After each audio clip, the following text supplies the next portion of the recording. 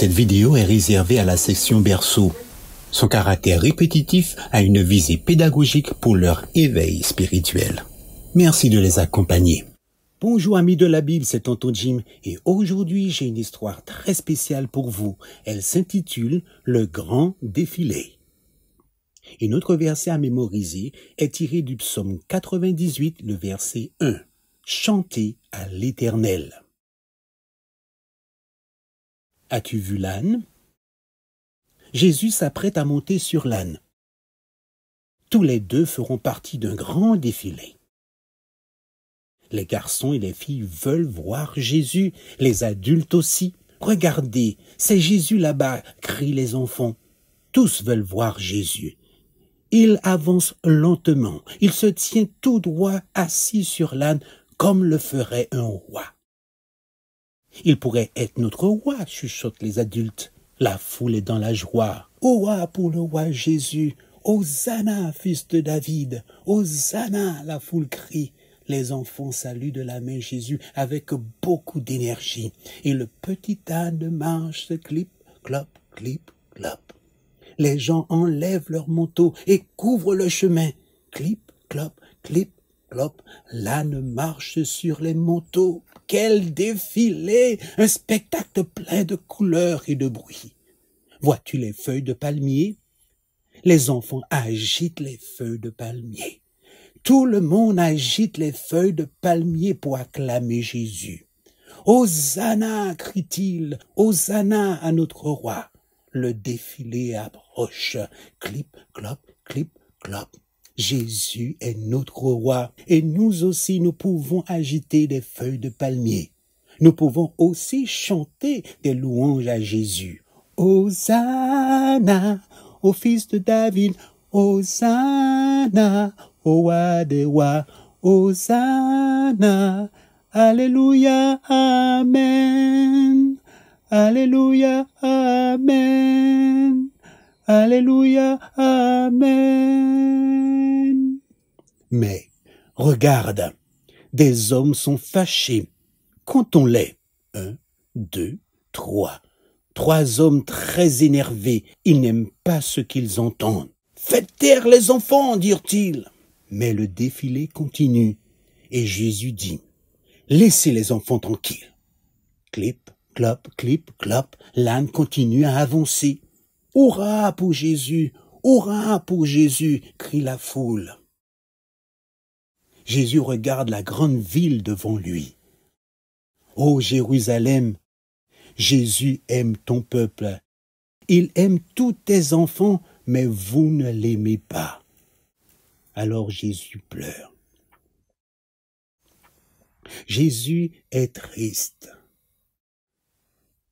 Ne pleure pas, Jésus. Nous t'aimons. Jésus sourit. Clip, clop, clip, clop. Le défilé continue à avancer. Et l'âne aussi. Les enfants continuent à crier « Hosanna » en agitant énergiquement les feuilles de palmier. Quel défilé extraordinaire! Jésus aime lorsqu'on lui chante des louanges. Et nous pouvons le louer à l'école du sabbat, à l'église et à la maison. Alors, louons-le. Loue Dieu, toi chers petits enfants, Dieu t'aime, Dieu t'aime. Loue Dieu, toi chers petits enfants, Dieu t'aime, il t'aime. Prions, tendre Père Céleste. C'est si bon de louer ton nom. Nous te remercions pour tout ce que tu fais pour nous. Nous voulons toujours te louer. Au nom de Jésus. Amen. Rappelle-toi, Jésus aime t'entendre, lui chanter des louanges. À bientôt.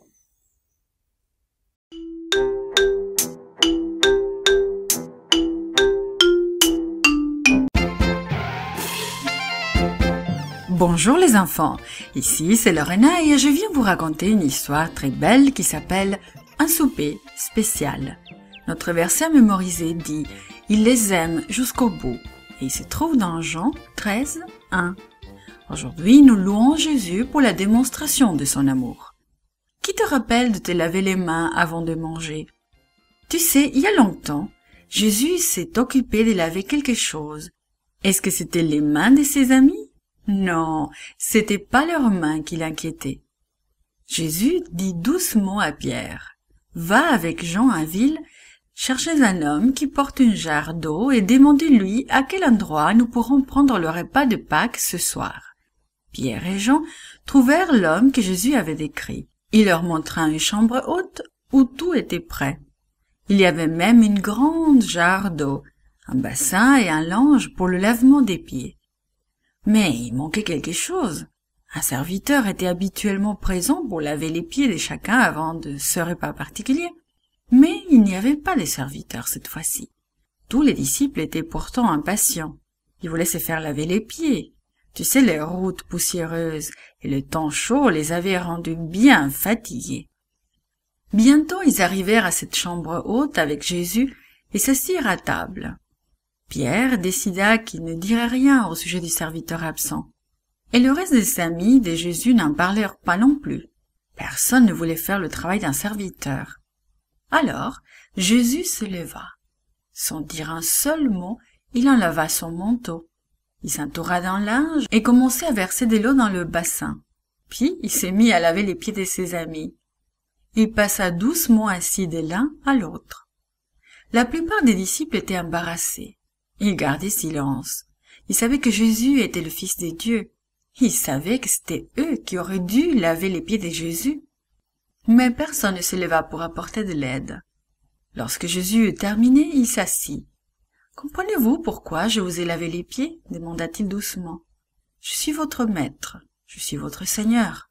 Je vous donne un exemple pour vous montrer comment je désire que vous traitiez les autres. Servez les autres, aidez les gens, faites comme moi. » Jésus leur sourit tandis qu'il faisait « oui » de la tête. Les disciples avaient compris, et ils se rappelleraient toujours de cette leçon. Puis Jésus prit le pain, le rompit en petits morceaux et le distribua aux disciples. Il prit aussi du jus de raisin et le passa à chacun. Il leur expliqua que le pain représentait son corps et le jus de raisin son sang. « Prenez et mangez, dit-il, et faites ceci en mémoire de moi. » Aujourd'hui, lorsque des gens se lavent les pieds les uns les autres et mangent le pain et boivent le jus de raisin à l'église, c'est pour se rappeler la vie désintéressée de Jésus, ainsi que sa mort sur la croix. Jésus voulait que ses disciples traitent les autres avec amour comme lui il le faisait. Jésus désire que nous traitions aussi les autres avec amour.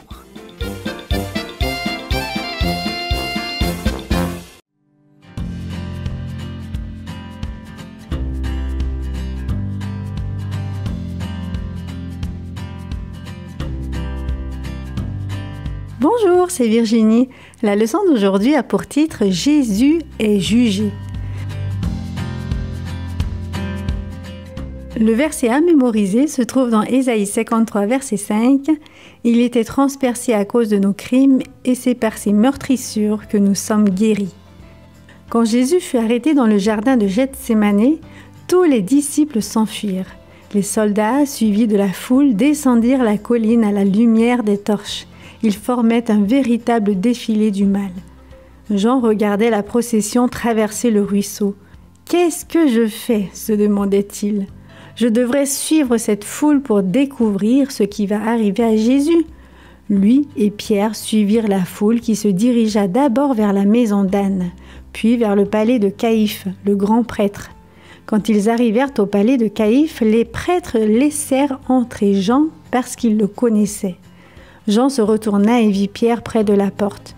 Il se cachait dans l'ombre à l'extérieur. Il ne voulait pas que les gens le voient à cet endroit. Jean revint vers la femme à la porte. « S'il te plaît, laisse-moi entrer, mon ami, » dit-il. Ce qu'elle fit. Elle continua à regarder Pierre tandis qu'il allait vers le feu dans la cour. Finalement, elle lui demanda « N'es-tu pas un des disciples de Jésus ?» « Oh non !» dit Pierre en se retournant pour se réchauffer. Juste à ce moment, Jésus fut amené sur le vaste porche près de la cour. Jean s'approcha le plus près possible. Il y avait des marques sur le visage de Jésus. Il marchait lentement, avec peine, comme si tout son corps lui faisait mal. Caïphe commença par demander à Jésus ce qu'il croyait, même s'il le savait déjà. Jésus répondit : « J'ai parlé ouvertement. Tes gens me connaissent. » Un garde musclé frappa avec violence Jésus au visage. Jésus saignait et souffrait, mais il demeura ferme, comme un roi. Pierre avait des problèmes. À plusieurs reprises, des sons de rage lui échappaient. Autour du feu, on continuait à le questionner. Pierre jura. Il n'avait pas parlé ainsi depuis longtemps. Alors un coq chanta. Pierre avait renié Jésus à 3 reprises. Pierre leva les yeux et vit que Jésus le regardait. Il n'y avait aucune colère dans son regard, juste de l'amour. Alors Pierre sortit précipitamment hors de la cour. Le jugement se poursuivait. Caïphe posa à Jésus une autre question. Jésus répondit calmement : « Tu l'as dit, je suis le Fils de Dieu. » Caïphe bondit de son trône. « Cela suffit !» cria-t-il. Jésus a dit qu'il est le Fils de Dieu. Enragé, il déchira sa robe magnifique de haut en bas. Quelques-uns des témoins de cette scène se dirent : « Ceci est contraire à la loi. Le grand prêtre doit mourir pour avoir déchiré sa robe. Ils vont tuer Caïphe. » Mais la foule ne faisait pas attention à Caïphe. Elle était trop occupée à crier : « À mort, à mort! Conduisez Jésus chez Pilate! Mettez-le à mort !» Les gens poussaient Jésus, le frappant et le bousculant. Les soldats coururent vers lui et le saisirent, l'arrachant à la foule. Ils formèrent un cercle autour de Jésus et se hâtèrent de l'amener au palais de Pilate. En quelques heures, Jésus alla de Pilate à Hérode, puis de Hérode de nouveau chez Pilate. Tout au long de ses déplacements, on frappa Jésus et on se moqua de lui. Que de souffrance! Il souffrit volontairement tout cela par amour pour toutes ces créatures, par amour pour toi et pour moi. L'as-tu remercié aujourd'hui?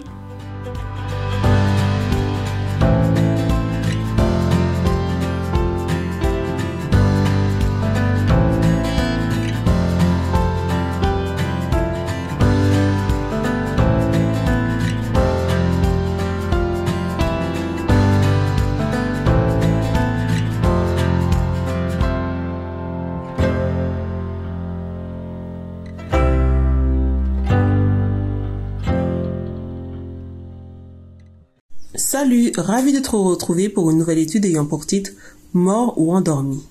As-tu déjà perdu une personne que tu aimais beaucoup? Si oui, la question « Pourquoi » a sûrement dû te tracasser. Pourquoi certaines personnes meurent-elles si jeunes? Pourquoi Dieu le permet-il? Pourquoi n'y a-t-il pas de bonne réponse à ces questions? La Bible n'y répond pas directement, mais certains indices nous sont donnés dans l'histoire de Lazare. Ouvrons nos Bibles et trouvons nos réponses. Lazare de Béthanie était un ami très proche de Jésus. Sa foi en Christ avait été forte dès sa première rencontre avec lui. Le Sauveur ne possédait pas de demeure. Il recevait l'hospitalité de ses amis et de ses disciples. Souvent, se sentant fatigué, éprouvant le besoin d'une compagnie humaine, il avait été heureux de se réfugier dans la maison paisible de Lazare. Jésus désirait enseigner les hommes sur les bienfaits de Dieu, sur le caractère de Dieu. Mais les foules étaient lentes à comprendre et la maison de Béthanie offrait au Christ un lieu où il pouvait se reposer des conflits harassants de la vie publique. Pendant que Christ donnait ses admirables enseignements, Marie, respectueuse et attentive, restait à ses pieds. Cependant, la douleur entra dans cette maison où Jésus s'était tant de fois reposé. Lazare se trouva subitement malade. Ses sœurs firent dire au Sauveur : « Seigneur, voici celui que tu aimes est malade. » Elles comprenaient la gravité de la maladie dont leur frère était atteint, mais elles savaient que le Christ guérissait toutes les maladies. Certaines qui auraient pitié de leur détresse, elles n'insistèrent pas pour qu'il vînt immédiatement et elles se bornèrent à lui adresser ce message confiant. Elles pensaient qu'il répondrait aussitôt à leur appel et serait auprès d'elles dès qu'il pourrait atteindre Béthanie. Elles attendirent avec angoisse un mot de Jésus. Aussi longtemps qu'une étincelle de vie suscita chez leur frère, elles prièrent et espérèrent l'arrivée de Jésus. Le messager revint, mais sans le Sauveur. Cependant, il délivra ce message. Cette maladie n'a pas pour fin la mort. Lorsqu'elles entendirent cela, elles se cramponnèrent à l'espoir que Lazare vivrait. Elles s'efforcèrent avec tendresse d'adresser des paroles d'espérance et d'encouragement aux malades presque inconscients. Cependant, Lazare mourut. Marthe et Marie éprouvèrent une douloureuse déception et amertume. Elles sentirent cependant la grâce consolante du Christ et ne prononcèrent aucun blâme à l'adresse du Sauveur. Il avait semblé aux disciples que le Christ recevait froidement le message qui lui était adressé. Il ne manifesta pas la douleur qu'on aurait pu attendre de lui. Dirigeant ses regards vers eux, il lui dit « Cette maladie n'a pas pour fin la mort, mais la gloire de Dieu, afin que le Fils de Dieu soit glorifié par elle. » Il resta encore 2 jours à l'endroit où il était. Ce délai paraissait inexplicable aux disciples, car ils pensaient au réconfort que sa présence aurait apporté à la famille affligée. Sachant combien il aimait la famille de Béthanie, ils étaient surpris qu'il ne répondît pas au triste message « Celui que tu aimes est malade ». Cher ami, c'est pour leur bien qu'il permit que Lazare mourût. S'il lui avait rendu la santé alors qu'il était encore malade, il n'aurait pas pu accomplir le miracle qui était la preuve la plus évidente de son caractère divin. Mon ami, Jésus semble parfois au premier abord ne pas être touché par la souffrance et la mort. Mais en fait, il s'y intéresse intensément et il voit même beaucoup plus loin, jusqu'au don ultime de la grâce, la vie et le bonheur éternel. Mon ami, lorsque tu traverses des moments difficiles, sache que Dieu est à tes côtés.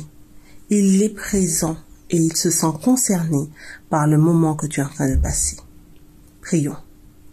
Tendre Père, nous te louons, nous te bénissons. Nous te rendons grâce, Seigneur, parce que à travers cette leçon, nous comprenons que tu es intéressé par tout ce qui nous arrive dans notre vie, que ce soit pour les bons ou les mauvais moments. Aide-nous à ne pas l'oublier, aide-nous à être attentive à ta présence à nos côtés et que ton nom seul soit glorifié dans notre vie. Nous t'avons prié au nom de ton Fils Jésus pour ta gloire.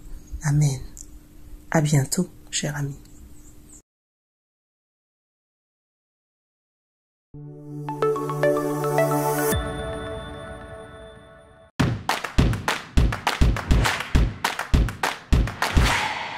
Salut les amis, si vous aimez nos vidéos, abonnez-vous et n'oubliez pas le petit pouce bleu.